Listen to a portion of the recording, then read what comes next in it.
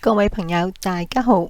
關於食蛋呢，介紹咗食蛋可以降47%失智症風險啦。最近又再講過，一日食2隻蛋會唔會有血管塞嘅問題呢？咁嗱，呢兩個視頻都會喺現時簡介下邊嘅。今日呢，就同大家整體嚟研究下，我哋食蛋，我哋有啲乜嘢嘅要了解情況呢？好多人好中意食蛋，但係又驚佢對健康唔好喎。食幾多至啱呢？點樣食至好呢？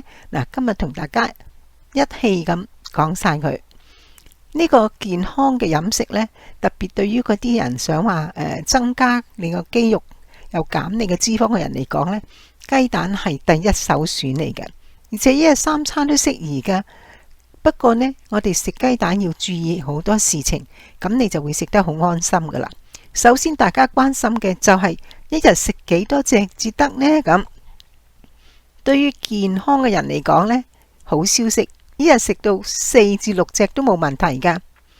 劉于慈營養師呢，佢就話，其實我哋嘅血膽固醇過高呢，裏邊只有2至3成係因為攝取過多嘅高膽固醇食物所導致嘅，其餘7至8成都係自己身體合成嘅啫。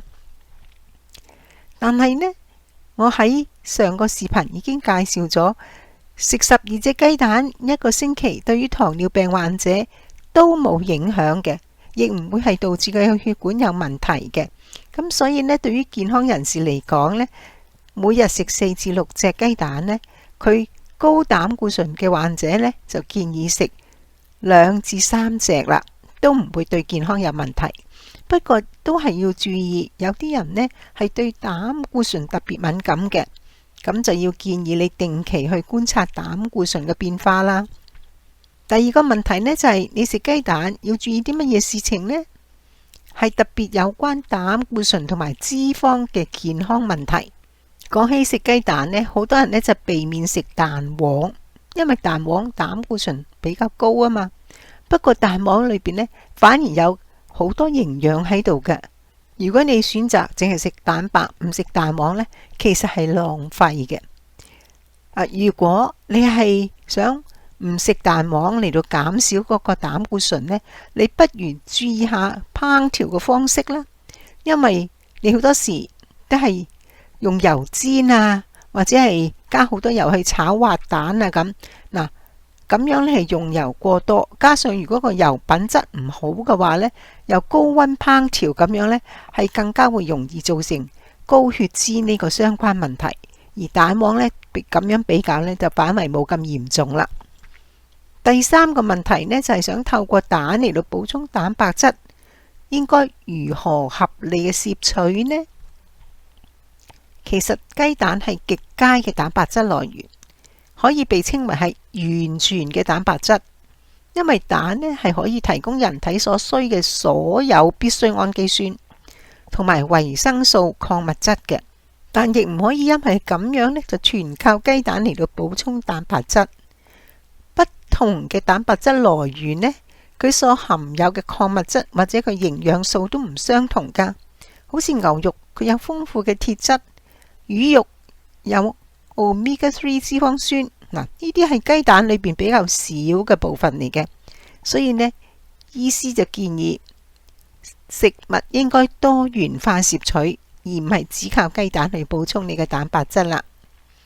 第四個問題就係懷孕婦女啊、長者啊，或者有特定健康嘅人士，對於食蛋有冇啲特別需要注意嘅地方呢？嗱，對於孕婦、長者或者癌症患者、免疫力差嘅人呢，佢哋應該食全熟嘅蛋，因為如果係食嗰啲溏心蛋啊、半熟蛋啊、生蛋呢啲呢，可能會因為未曾熟啊，個蛋就仍然會含有沙門氏菌嘅污染，容易造成急性嘅腸胃炎、菌血症，同埋會容易誘發孕婦嘅宮縮早產嘅。第五個問題就係蛋嘅烹調方式對於營養價值有啲咩影響呢？乜嘢嘅烹調方式係最值得推薦嘅呢？嗱，想保存蛋嘅營養價值呢，就建議用低溫少油嘅烹調方式，因為過於高溫呢係會導致啲油嘅品質同埋蛋黃裏邊嘅膽固醇變質嘅。而有過多嘅烹調用油呢，會令到嗰啲較多嘅脂溶性維生素喺呢個烹調過程之中就會流失咗噶啦。